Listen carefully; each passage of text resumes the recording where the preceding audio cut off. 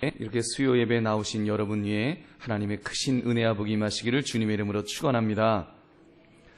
오늘 우리가 함께 나눌 말씀의 제목은 부활의 증거입니다. 부활의 증거. 지난 주일 우리는 부활주일을 보내었습니다.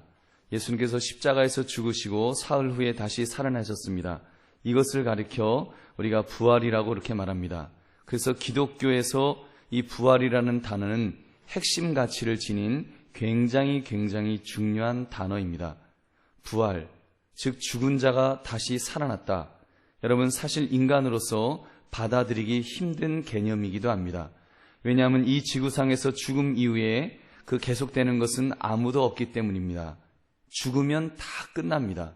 하여튼 모든 것은 죽으면 다 끝이 납니다. 그런데 이 땅의 현존한 분으로 죽음이 죽음으로 끝나는 것이 아니라 죽음 이후에 계속되는 삶이 있다고 말씀하시고 직접 그것을 보여주신 분이 계십니다. 그분이 바로 우리 예수 그리스도이신 줄로 믿습니다. 우리 예수님 한 분밖에 없습니다. 오늘 본문은 이 부활에 대해 부정하고 있는 사두개인들에게 지금 예수님께서 말씀하시는 내용을 담고 있습니다. 여러분, 오늘 본문에 나오는 사두개인들은 현실주의자들이었습니다. 그들은 영적인 세계를 물질적인 세계와 동일한 것으로 생각했습니다. 그 영적인 세계 그냥 이 땅에서 있는 삶하고 비슷할 거야. 그냥 비슷한 거지 뭐 영적인 세계가 별게 있겠어. 그 정도로 생각했습니다.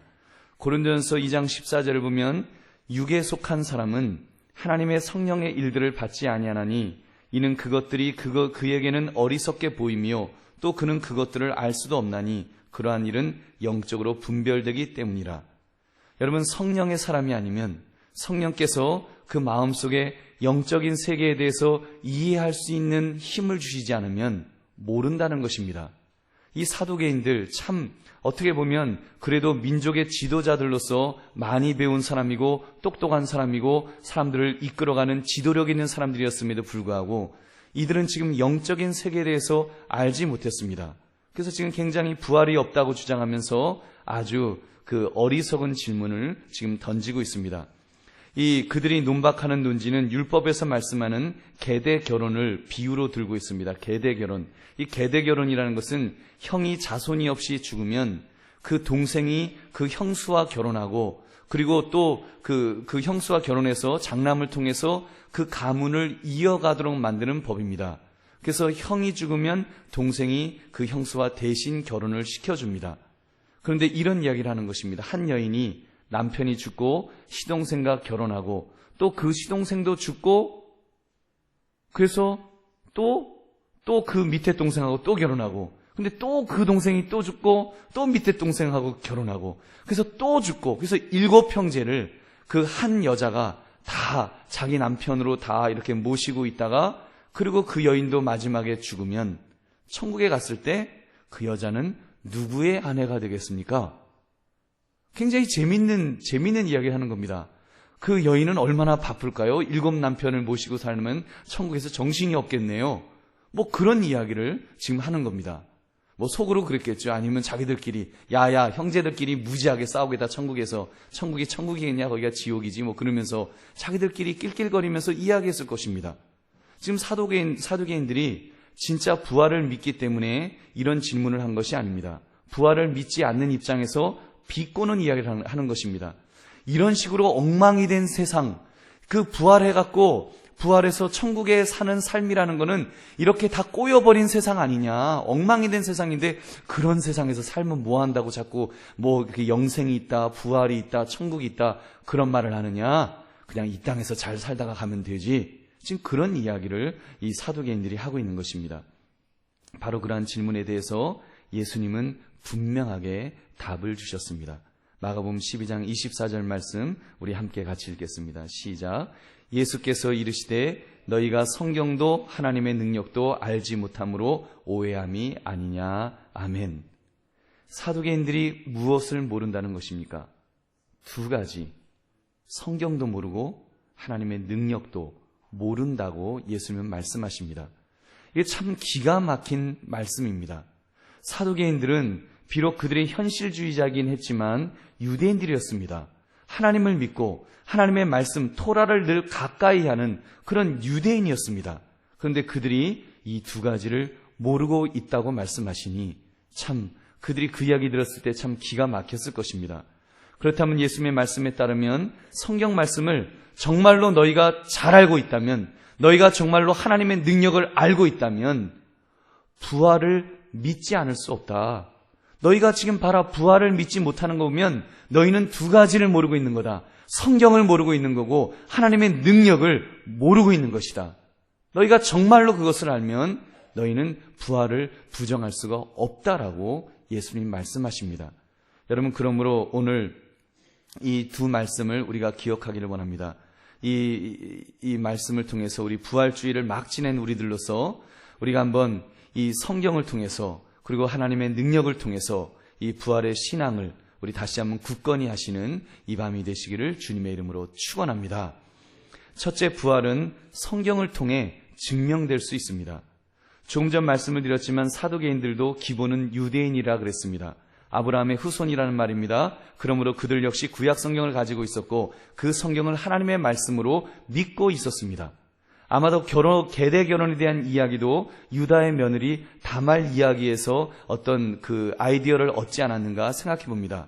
여러분 잘 아시지요? 다말이 엘과 결혼했다가 엘이 죽고 그 동생 오난과 결혼했는데 오난까지 죽었습니다. 이제 다음 차례는 그 동생 셀라였는데 유다가, 시아버지 유다가 그 막내 아들 셀라까지 죽게 될까봐 기다려라, 우리 아들 셀라가 좀 더 큰 다음까지 기다려라, 기다리라 그랬습니다. 기다렸어요. 기다렸는데 장성했는데도 안 주는 것입니다. 혹시 그 아들 죽을까봐. 아무래도 이 여자가 문제가 있어 그러면서 우리나라 말로는 남편 잡아먹는 여자 이런 생각했겠지요. 그리고는 지금 안 주는 것입니다. 그랬더니 다말이 자신을 창녀로 변장해서 시아버지 유다와 동침하여 자식을 낳았습니다. 이런 이야기를 기본 지식으로 가지고 있었기 때문에 지금 그 지식을 바탕으로 조롱거리를 만들어서 지금 부활에 대해서 비꼬는 말을 하고 있는 것입니다. 그런 그들이 성경의 지식을 자랑하는 사람들이 부활을 부인하고 내세를 부인하고 천국을 부인할 때 예수님께서 성경을 조목조목 인용해 주셨을 것입니다. 여러분, 예를 들면 욥기에 보면 이런 말씀이 나옵니다. 유대인들은 욥을 아주 그 동방의 의인으로 굉장히 존경받는 인물로 여겼습니다. 그런 그가 말하기를 욥기 19장 25절부터 26절을 보면 우리 한번 같이 읽어보겠습니다. 시작. 내가 알기에는 나의 대속자가 살아계시니 마침내 그가 땅 위에 서실 것이라. 내 가죽이 벗김을 당한 뒤에도 내가 육체 밖에서 하나님을 보리라. 아멘. 여러분, 얼마나 멋진 고백입니까? 여러분, 지금 예수님을 모르고 있는 사람인데, 예수님보다 몇 천년 전 사람인데 지금 얼마나 기가 막힌 말을 하고 있어요. 이미 욥은 이 부활의 신앙을 가지고 있었습니다. 나의 대속자가 살아계시니, 대속자, 대신 속하여 주는 분, 예수 그리스도를 말하지요. 우리를 위하여 십자가에서 죽으신, 우리 죄를 위하여 대속의 피를 흘려주신 바로 예수 그리스도를 지칭하는 말을 그는 지금 하고 있는 것입니다. 내 가죽이 벗김을 당한 뒤에도 내가 육체 밖에서 하나님을 보리라. 그는 죽음은 죽은 것으로 끝나는 것이 아니라 지금 육체 밖에서 내가 하나님을 볼 것이다. 죽은 다음에 내가 하나님을 만나게 될 것이다 라고 그는 분명하게 고백하고 있습니다. 부활의 신앙입니까? 아닙니까? 부활의 신앙입니까? 아닙니까? 부활의 신앙이면 아멘 하시기 바랍니다. 여러분, 부활의 신앙에 분명히 부활의 신앙이 이미 구약 성경에 있습니다. 이사야 선지자가 또 유대인들에게 대선지자로서 얼마나 유명한 인물입니까? 이사야 26장 19절에 보면 그는 이렇게 고백합니다. 주의 죽은 자들은 살아나고 그들의 시체들은 일어나리이다. 티끌에 누운 자들아 너희는 깨어 노래하라. 주의 이슬은 빛난 이슬이니 땅이 죽은 자들을 내놓으리로다. 아멘. 여러분, 부활에 대해 말씀하는 것 아닙니까? 예수님께서 재림의 주로 이 땅에 오실 때 무덤이 열리고 죽은 자들의 그 시신들이 일어날 것을 지금 그대로 말씀하고 있는 것입니다. 그 시체들이 다시 일어날 것이다. 부활을 분명하게 이사야 선지자는 고백하고 있습니다. 다니엘 선지자, 너무나 유대인들에게 잘 알려진 위대한 지도자입니다. 다니엘서를 보면 좀 더 구체적인 영생의 삶을 말씀합니다. 다니엘서 12장 2절 말씀 우리 같이 읽겠습니다. 시작. 땅의 티끌 가운데에서 자는 자 중에서 많은 사람이 깨어나 영생을 받는 자도 있겠고 수치를 당하여서 영원히 부끄러움을 당할 자도 있을 것이며 아멘. 깨어나, 땅에서 깨어나 부활한다는 것이죠. 재림의 주님이 오실 때 이제 깨어나게 되는데 그때 영생을 받는 자도 있겠고 어떤 사람은 수치를 당하여 영원히 부끄러움을 당할 자도 있을 것이라. 지옥에 갈 자도 있을 것이라는 것을, 영벌도 있을 것이라는 것을 이렇게 분명하게 다니엘 선지자는 지금 이렇게 고백하고 있습니다. 여러분, 예수님은 이런 구약 성경을 기초로 하여 분명하게 말씀하고 계십니다. 요한복음 11장 25절 26절 예수께서 이르시되 나는 부활이요 생명이니 나를 믿는 자는 죽어도 살겠고 무릇 살아서 나를 믿는 자는 영원히 죽지 아니하리니 이것을 내가 믿느냐. 아멘. 여러분, 이 말씀하시면서 예수님은 죽은 나사로를 살려주셨습니다. 할렐루야. 여러분, 나사로 그냥 불쌍해서 살려준 것 아닙니다. 그 살려주신 것을 통해서 분명히 우리가 죽은 것으로 끝나는 것이 아니라, 죽음은 그것으로 끝이 아니라 우리가 다시 부활할 것을 예표적으로 이렇게 샘플로 우리에게 보여주신 줄 믿으시기 바랍니다. 여러분, 요한복음 5장 25절 진실로 진실로 너희에게 이르노니 죽은 자들이 하나님의 아들의 음성을 들을 때가 오나니 곧 이때라. 듣는 자는 살아나리라. 여러분, 예수님의 이 말씀을 듣는 자는 살아나는 것입니다. 베드로를 보십시오. 베드로는 그 말씀을 듣자마자 바로 자기가 믿노라고 고백하였습니다. 우리 요한복음 11장 27절 이르되 주여 그러하여다 주는 그리스도시요 세상에 오시는 하나님의 아들이신 줄 내가 믿나이다. 여러분, 오늘 이 자리에 나오신 여러분들, 이 신앙의 고백을 할 때, 우리가 주의 음성을 들으며 신앙의 고백을 할 때 우리도 이 부활의 체험을 이미 한 사람인 줄로 믿습니다. 그리고 우리도 이제 앞으로 또 이렇게 부활하여 또 천국에 그렇게 가는 줄 믿으시기 바랍니다. 여러분, 그런데 보십시오. 이 사두개인들은 이 말씀을 알았고 들었음에도 불구하고 안 믿으려고 했습니다. 그들이 그렇게, 어쩌면 그렇게 무지할 수가 있을까요? 그들이 정말로 이 성경을 몰랐을까요? 여러분, 알기는 알았지만 참으로 연구하지 않았기 때문이 아니겠습니까? 이들이 이 성경을 읽었겠죠. 이들도 이 성경을 알았겠죠. 그러나 그냥 건성으로 듣는 것입니다. 건성으로 읽는 거예요. 왜냐하면 그들은 현실주의자들이기 때문에 이 말씀을 받아들이고 싶지 않은 겁니다. 그냥 대충 읽고 넘어가는 거예요. 아, 이게 뭔 소리야, 무슨 말인지 잘 모르겠다. 그리고 넘어가는 것입니다. 깊이 묵상하지 않고, 정말 이 말씀이 그런가요? 상고하지 않고, 정말 이 말씀의 깊은 진리가 무엇인지, 영적인 진리가 무엇인지를 알려고 하지 않고 그냥 건성으로 읽고 넘어갈 때 그들은 이 진리를 놓쳐버렸던 것입니다. 여러분, 그러므로 이 성경을 참 이렇게 연구하는 것 굉장히 중요합니다. 그리고 이 성경을 믿으려 하지 않았기 때문입니다. 여러분, 건성으로 읽을 뿐만 아니라 또 건성으로 읽다가도 좀 눈에 딱 걸릴 텐데 분명히 읽다 보면 이 말씀 왜 이렇지? 이게 난 현실주의자인데 이 말씀은 좀 이상한데, 마음에 뭔가 찔림이 있지만 그들은 그것을 이렇게 믿으려고 하지 않았습니다. 지식적으로만 그냥 이런 말씀도 있나 보다 하고 넘어갔지, 그 영적인 깨달음이 없었다는 것입니다. 눈으로는 따라 읽으나 마음의 눈으로 읽지 못했기 때문에 마음으로 알지 못했던 것입니다. 그래서 성경은 어떻게 보아야 합니까? 우리가 이해하기 위하여 보는 것이 아니라 우리는 믿기 위하여 읽어야 될 줄로 믿습니다. 성경을 보면서 여러분, 내가 이 말씀을 좀 해갖고 내가 좀 이해해야지, 내가 기독교를 이해해야지, 내가 하나님을 좀 이해해야지, 내 머릿속으로 다 납득이 돼야 돼. 하나님, 내 머릿속에서 나를 다 납득시켜 주세요. 여러분, 그렇게 성경을 읽으면 은혜가 안 됩니다. 우리가 피조물인 우리가 어떻게 하나님을 다 이해하겠다고 우리가 감히 나설 수가 있겠습니까? 여러분, 생각해 보십시오. 2살짜리 아이가 15살짜리 형아의 생각을 이해할 수 있을까요? 형아가 그 애가 이렇게 게임기를 가지고 컴퓨터 게임을 하고 있으면 2살짜리 아이가 딱 그걸 보고서 그거 너무 재밌겠다, 나도 같이 하자, 그럴까요? 2살짜리 애는 아무것도 모르는 거예요. 저게 뭔지도 모르는 거예요. 그냥 헬렐레 하고서 아무 생각 없이 보는 것입니다. 불과 13년 차입니다. 불과 13년 차인데 정말 아무것도 모를 정도로 차이가 있어요. 그렇다면 우리는 어떻습니까? 하나님과 우리의 관계는요, 거의 영원의 관계 아닙니까? 그만큼 차이가 있지 않습니까? 완전하신 하나님과 불완전한 인간, 여러분 영원하신 하나님과 유한한 인간, 우리는 하나님을 이해할 수 없어요. 우리 머리로 어떻게 우리가 하나님을 이해하겠습니까? 여러분, 그러므로 하나님은 이해의 대상이 아니라 믿음의 대상인 줄 믿으시기 바랍니다. 그래서 성경을 그렇게 읽자는 것입니다. 여러분, 그렇게 성경을 우리가 읽어야 됩니다. 여러분, 내 자신을 한번 돌아보십시오. 내가 너무 이성적이고 논리적이라고 자부하는 분들, 이 하나님의 말씀 앞에 무릎 꿇는 결단을 해야 합니다.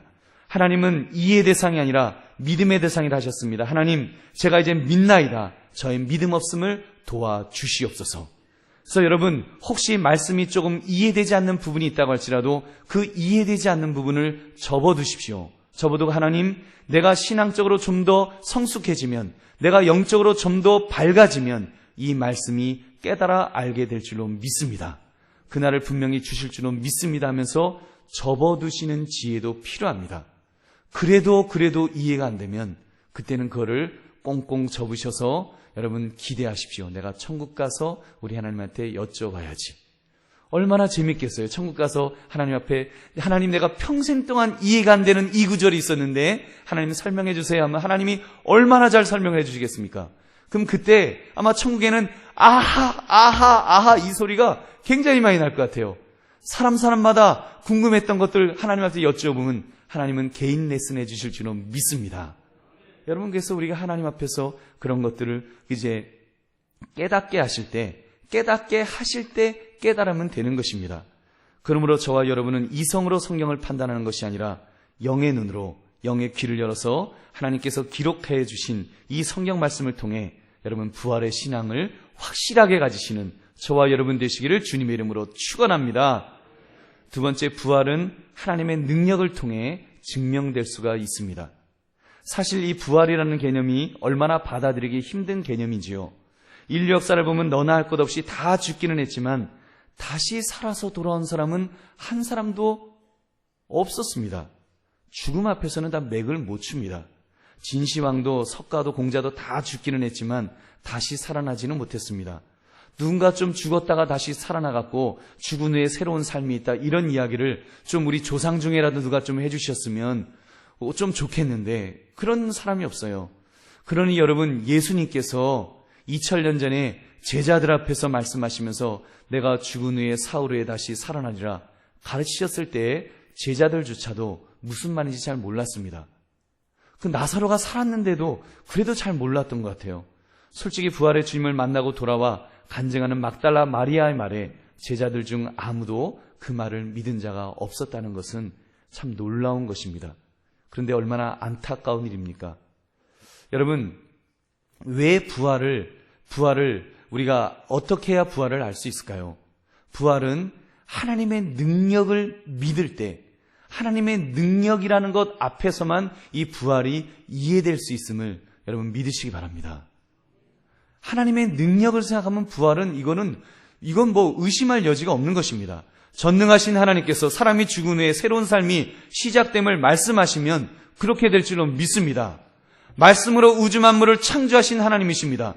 우리를 영원한 존재로 만드셨던 분이십니다. 우리가 죄로 인해서 우리가 이렇게 유한하게 이제 죽음을 맞이하게 되었지만 하나님께서 우리 죄를 용서해 주시고 그것도 아들의 죄값을 통해서 용서해 주시고 다시 살려주신다 하시면 살아날 줄 믿으시기 바랍니다. 그래서 천국으로 이끌어 주신다 하시면 여러분 천국 갈 수 있는 것입니다. 이거는 의심할 게 없어요. 하나님의 능력을 믿으면 의심할 필요가 없는 말씀입니다.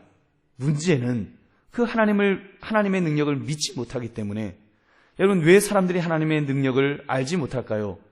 두 가지 이유를 한번 정리해 봤습니다. 첫째, 하나님을 모르기 때문입니다. 하나님을 잘 몰라요. 우리는 얼마나 하나님을 알고 있을까요? 우리가 하나님을 알고 있다고 하지만, 하나님을 믿는다고 하나님에 대한 지식이 있다고 하지만 우리가 얼마나 그 지식을 가지고 있는지요. 여러분, 기도하실 때 제가 그래서 이런 권면을 합니다. 기도하실 때 이렇게 기도가 막히거나 그러면 하나님에 대해서 묵상하십시오. 하나님에 대해서. 여러분, 막 답답할 때 있을 거예요. 앞이 캄캄하고 절망적이고, 그래서 이제는 기도도 안 나올 때 있을 거예요. 이거 기도한다고 될까? 막 그런 마음이 있을 때 있어요. 내가 여태까지 기도했는데 아무것도 안 됐는데 무슨 기도는 기도야. 그리고는 그냥 그래도 기도하러는 나오세요. 그래도 믿음이 있으시니까 기도하러 나오셔서 끙끙 앓다가 그러다 그냥 돌아가는 거예요. 여러분 혹시 그런 처지에 만약에 있게 된다면 한번 기도하시는 중에 하나님이 누구신가를 묵상해 보시기 바랍니다. 하나님은 전능하십니다. 하나님은 전지하십니다. 하나님은 영원하십니다. 무한하십니다. 하나님은 선하십니다. 사랑이 많으십니다. 불의가 없으십니다. 변개치 않으십니다. 여러분 그런 말씀들을 하나하나 묵상하다 보면은요 신실하십니다. 후회가 없으십니다. 뭐 그런 말씀들을 다 묵상해 보세요.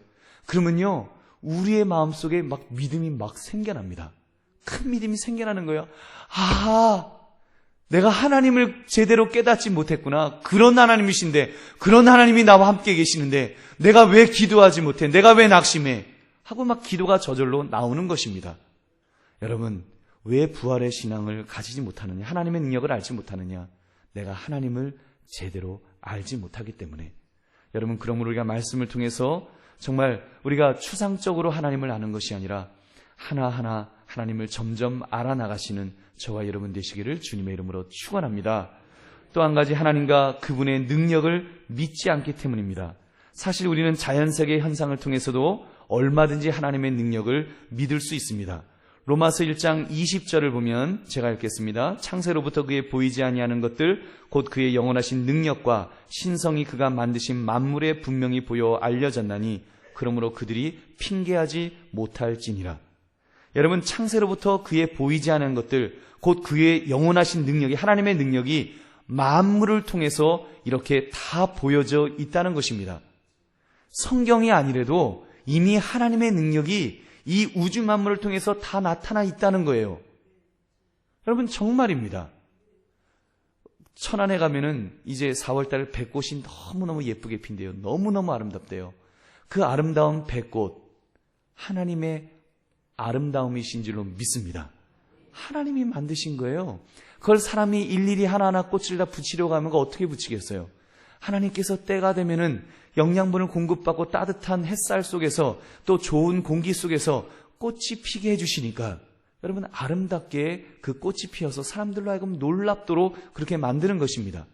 여러분 나이아가라 폭포를 보면서 또 하늘의 별을 보면서 하나님의 그 위대하심을 우리는 깨달을 수 있습니다. 여러분 이 우주가 얼마나 그 큰지 아십니까? 뭐 태양계 그 은하계라는 것은 태양계가 뭐 몇천억 개가 모인 것이 뭐 태양계라 그러고 그런 태양계가 이 우주 안에는 뭐 몇천억 개가 있대나 하여튼 뭐 어마어마한 숫자가 있다고 하는데 도대체 이 우주가 얼마나 클까요? 빛으로 뭐 몇백 광년 그런 이야기 하잖아요.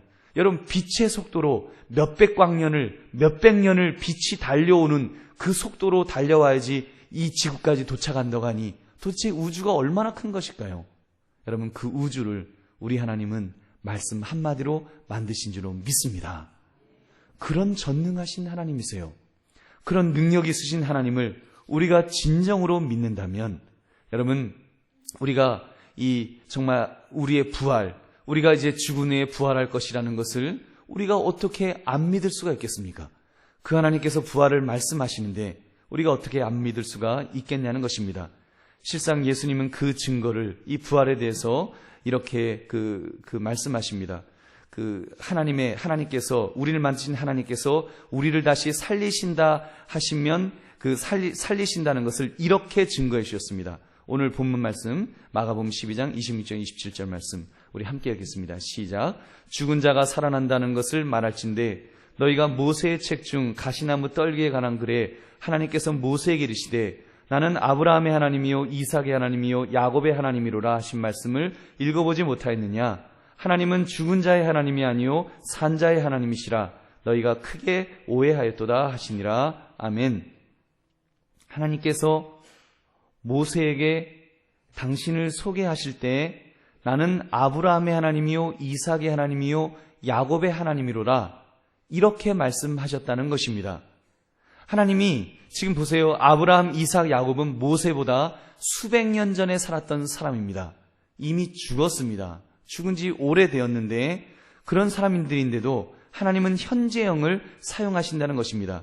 내가 아브라함의 하나님이었었다. 왜냐하면 죽었기 때문에. 내가 이삭의 하나님이었다, 내가 야곱의 하나님이었었다, 이렇게 과거형을 사용하지 않으셨다는 것입니다. 하나님은 현재형을 사용하셔서 나는 아브라함의 하나님이요 이삭의 하나님이요 야곱의 하나님이로다.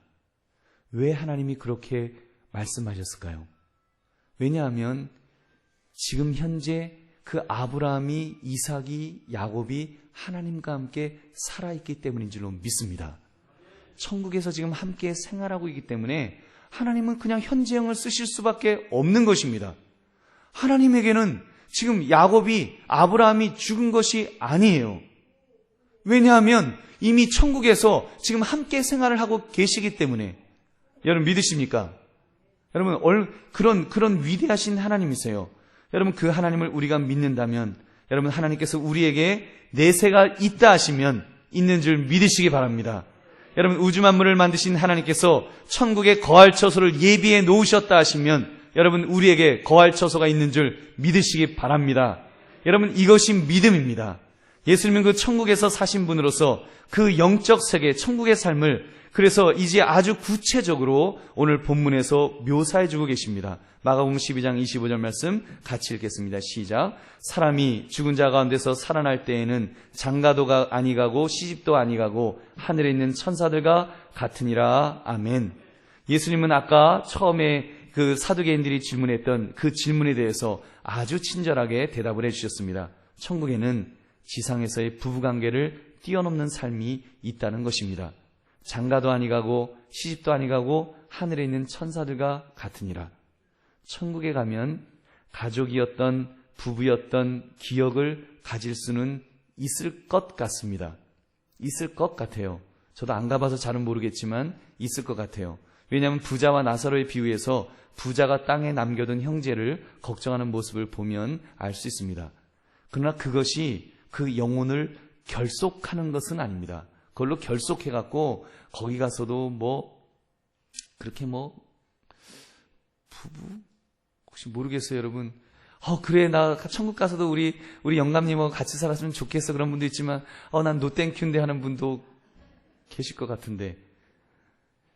여러분, 결혼의 결속력을 보면, 엄밀히 말하면, 이 땅에서만 결혼은 사실은 결속력이 있습니다. 하나님의 말씀이에요. 하나님은 사별 후에 재혼하는 것에 대해서요, 허락해 주셨습니다. 고린도전서 7장 39절 말씀 제가 읽겠습니다. 아내는 그 남편이 살아있는 동안에 매여 있다가 남편이 죽으면 자유로워 자기 뜻대로 시집갈 것이나 주 안에서만 할 것이니라. 죽고 나면, 남편이 죽으면 그 다음에는 새로 결혼해도 된대요. 다만 주님 안에서, 주 안에서 결혼하라는 것입니다.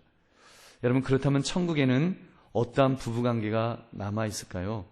모르긴 몰라도 온전한 사랑의 관계가 이루어질 것입니다.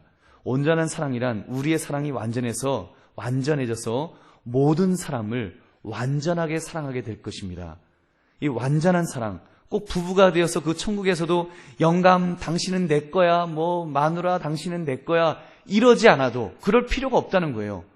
지금 그런 사랑은 왜 부부로서의 사랑이 필요하냐? 이 땅에서의 사랑이 완전하지 않기 때문에, 온전하지 않기 때문에 이 땅에서 그래도 이렇게 부부관계를 만들어서 그 안에서 좀 그런 온전한 사랑을 좀 느끼라고, 그런 온전한 사랑을 부부관계에서라도, 왜냐하면 다른 사람과 사람 간에는 그 사랑이 없잖아요. 다른 사람과 사람, 그냥 일반 사람에게는 사랑의 관계보다는 경쟁의 관계가 있고 막 그렇지 않습니까? 그래서 부부 안에서라도 좀 그런 사랑을 느껴보라고 하나님께서 부부라고 하는, 또 이제 계속 이제 자손을 번성케 해야 되니까 하나님께서 부부관계를 만들어 놓으신 것이지, 천국 가면요 우리 남편, 우리 부인 안 찾아도 그 온전한 사랑 안에서 여러분 충족함을 누리게 될 줄로 믿습니다. 거기는 온전한 사랑이 있는 거예요. 서로가 서로를 향해서 정말 온전한 사랑을 이렇게 느낄 수 있는 것입니다. 천국은 완전한 곳입니다. 거기는 이 땅에서의 불완전한 사랑이 없다는 것입니다. 그렇다면 여러분, 천국에서는 그래서 예수님 하신 말씀이 장가도 아니가고 시집도 아니가고 하늘에 있는 그냥 천사들과 같이 그렇게 그냥 산다. 왜냐하면 천사들이 사랑이 갈급해요, 외로워요. 천사가 그러지 않을 거 아니에요. 이 땅에서 있으니까, 사랑이 온전하지 않으니까 우리가 외로워요, 결혼하고 싶어요 그러는 거지. 여러분, 천국은 온전한 사랑이 있는 가장 아름다운 곳인 줄 믿으시기 바랍니다. 여러분, 지금 예수님께서 그런 말씀 해주시는 것입니다. 그렇게 볼 때 천국이 얼마나 멋진 모습입니까? 사랑하는 성도들이여, 말씀을 맺습니다. 오늘 말씀을 통해 우리 분명한 부활의 신앙을 가질 수 있기를 바랍니다. 우리가 죽은 것으로 끝나는 것이 아니라 우리에게는 내세의 삶이, 천국의 삶이 보장되어 있다면 하나님의 아들이 십자가에서 죽으셨다, 부활하신 것은 당연한 일임에 틀림없습니다. 우연히 생겨난 일이 아니라 이건 필연적인 일입니다. 성경은 그 사실을 이미 구약에서 그래서 정말 수백 군데에서 그 사실을 예언하고 있는 거예요. 메시아가 오실 것이다, 메시아는 죽으셨다가 부활하실 것이다라는 것을 계속하여 우리에게 말씀하시면서 부활의 신앙을 우리에게 가지도록 해주신 것입니다. 우리는 그것을 지난 주일, 부활주일을 통해서 우리는 체험했습니다. 우리는 그 은혜를 같이 나누었습니다. 그래서 우리는 다시 한번 이 부활의 신앙을 확고히 가지는 그런 시간을 가졌습니다. 그렇다면 여러분, 이제 특별히 이 부활의 신앙이 이제는 우리의 삶에 진정으로 영향을 미쳐야 되지 않겠습니까? 여러분, 부활의 신앙, 부활주일, 예수님 부활하셨네요, 할렐루야, 그리고 끝나서는 안 되겠지요. 그 부활의 신앙이 이제는 지금 현재 내 삶에서 역사할 수 있도록 우리가 그 부활의 신앙을 붙들어야 될 줄로 믿습니다. 여러분, 그렇다면 우리 혹시 죽음을 두려워하며 벌벌 떨고 있었던 분이 안 계실런지요? 이제는 정말로 우리가 확신을 가져야 합니다. 분명한 확신이 있어야 됩니다. 나는 죽는 것으로 끝나지 않고 더 좋은 삶이 예비되어 있다. 그러기 위해서 우리 예수님이 사망 권세를 이기시고 부활하셨다는 것을 우리는 확신해야 됩니다. 예수님은 우리의 첫 열매가 되셨습니다. 우리의 앞서서 첫 열매가 되셨기 때문에 우리도 예수님이 부활하신 것처럼 우리도 부활하게 될 줄로 믿습니다. 천국에서 그런 삶을 살게 될 줄로 믿습니다. 그 삶이 내게 확신이 된다면, 그것이 내 믿음의 기초가 된다면 여러분, 우리의 삶은 믿지 않는 삶과 다르게 될 줄로 믿습니다. 비록 절망적인 상황이 있다고 할지라도 나는 다시 한번 하나님을 붙들 수 있습니다. 내가 낙심하는 그 상황에서도 나는 붙들 수 있습니다. 내가 지금 질병으로 설령 내가 다 죽게 되었다고 할지라도 내가 죽음을 두려워하지 않을 수 있는 것은 하나님께서 우리에게 부활의 신앙을 주셨기 때문인 줄로 믿습니다. 이 땅에서 살면 좋고 주께서 불러가시면 더 좋습니다. 여러분, 우리는 그 마음 가지고 그러면 이제 그냥 죽을 날만 기다리고 있자는 것이 아니라 우리는 그런 마음으로 이 땅에서 정말 열심히 살아갑시다. 주께서 우리를 부르시지 않으신 것은 우리에게 분명한 사명이 있기 때문입니다. 복음을 증거하고 하나님의 사랑을 전하고 이 부활의 소식을 전하기 위해서 우리에게 생명을 연장해 주셨습니다. 우리가 그 사명 감당해야 됩니다. 여러분, 기쁨으로 우리가 이 사명을 잘 감당해서 정말 이 부활의 신앙을 다시 한번 굳건히 하면서 담대하게 소망 중에 살아가시는 저와 여러분 되시기를 주님의 이름으로 축원합니다.